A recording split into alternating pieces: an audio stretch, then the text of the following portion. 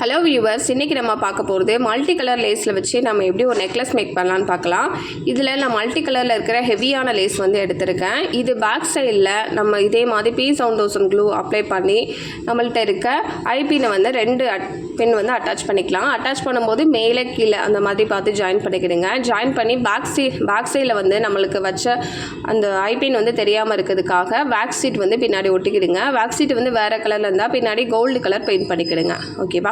இப்போது ஒட்டின பீசஸ் எல்லாம் ஒரு 2 ஹவர்ஸ் வந்து நல்லா காய விட்டுடுங்க. காஞ்சதுக்கப்புறம் இந்த மாதிரி வச்சு பார்த்துருங்க. உங்களுக்கு சின்னதாக வேணால் நீங்கள் சின்னதாக செஞ்சுக்கலாம், இல்லை இந்த மாதிரி லாங் செயினாக வந்தால் நீங்கள் லாங் செயினாக கூட செஞ்சுக்கலாம். சென்டர் போர்ஷனில் உங்களுக்கு எப்படி வேணும் அப்படிங்கிறத ஃபஸ்ட்டே நீங்கள் முடிவு பண்ணிக்கிடுங்க. அப்போது நம்ம ஜாயின் பண்ணும்போது கரெக்டாக இருக்கும். ஓகேவா? இப்போது பேக் சைடு ஃப்ரண்ட்டில் வர மாதிரி பார்த்து நீங்கள் வந்து ஹூக்கில் வந்து அட்டாச் பண்ணிடுங்க. ஒன்றோட ஒன்று வந்து ஜாயின் பண்ண போகிறோம். இதில் பெரிய வேலை ஒன்றும் இல்லை. இது சின்ன குழந்தைங்க கூட ஈஸியாக செய்யலாம்.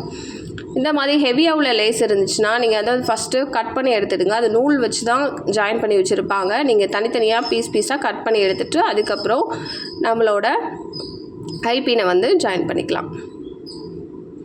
இப்போது ஒட்டி காஞ்ச பீசஸ் எல்லாமே ஜாயின் பண்ணிங்கன்னா உங்களுக்கு சூப்பரான நெக்லஸ் வந்து ரெடி ஆயிரும். பேக்கில் வந்து நம்மளுக்கு செயினோ அப்படி இல்லைனா பேக் ரோப் ஏதாவது நீங்கள் அட்டாச் பண்ணிக்கலாம். நம்ம இந்த மாதிரி கலர் லேஸ் யூஸ் பண்ணும்போது ரைட் சைடில் என்ன கலர் வருதோ அதான் லெஃப்ட் சைடில் வரும். இதே மாதிரி ரெடி பண்ணிங்கன்னா உங்களுக்கு நெக்லஸ் வந்து சூப்பராக ரெடி ஆயிரும். இந்த மாதிரி வீடியோ என்ன மறக்காமல் நம்மளோட சேனலை சப்ஸ்கிரைப் பண்ணி வச்சுடுங்க.